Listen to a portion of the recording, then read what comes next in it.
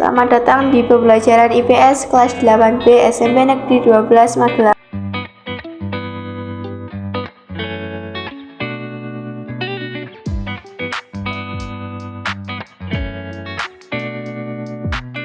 Pada saat VOC melakukan monopoli rempah-rempah di Indonesia, VOC membuat perjanjian dengan kerajaan-kerajaan di Indonesia.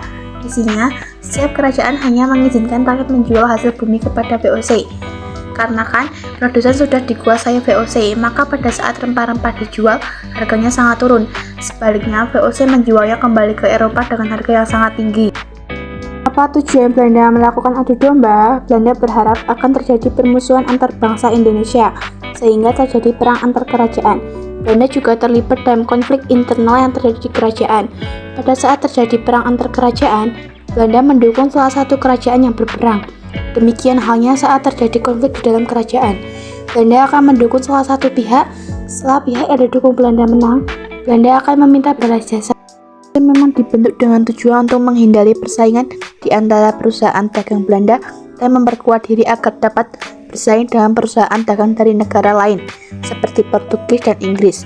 Oleh pemerintah kerajaan Belanda, VOC diberi hak-hak istimewa yang dikenal dengan nama hak oktori, seperti yang pertama, hak menyita uang, kedua, hak memiliki angkatan perang, ketiga, hak memerintah daerah yang diduduki, keempat, hak melakukan perjanjian dengan raja-raja, kelima, hak memonopoli perdagangan rempah-rempah, keenam, hak mendirikan benteng.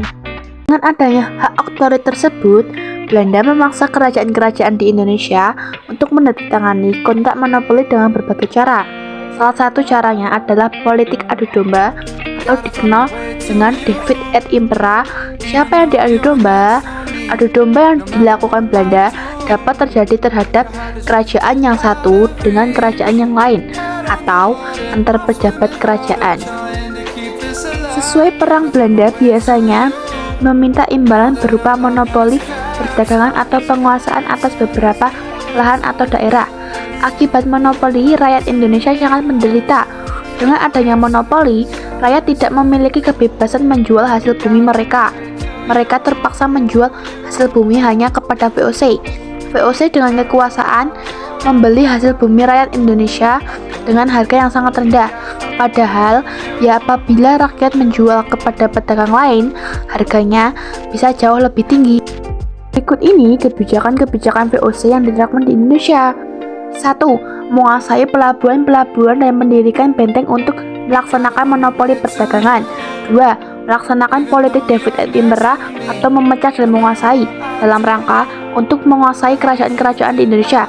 3. Membangun pangkalan atau markas VOC yang semula di Banten dan Ambon dipindah ke Jayakarta atau Batavia. 4. Adanya hak ekstripasi, yaitu hak untuk membinasakan tanaman rempah-rempah yang melebihi ketentuan. Peraturan tentang ketentuan areal dan jumlah tanaman rempah-rempah yang boleh ditanam. 4. Eksploitasi, yaitu hak VOC untuk menebang tanaman rempah-rempah agar tidak terjadi overproduksi yang menyebabkan harga rempah-rempah turun. 5. Pelayaran hongi, yaitu pelayaran dalam perahu kora-kora untuk mengawasi pelaksanaan monopoli perdagangan VOC dan menindak pelanggarannya. Keuntungan apa saja yang diperoleh VOC? 1. Memperoleh hak monopoli perdagangan. 2. Memperoleh hak untuk membuat dan mencetak sendiri. 3. Dianggap sebagai wakil pemerintah Belanda di Asia. 4. Berhak mengadakan perjanjian. 5. Berhak melakukan perang dengan negara lain. 6.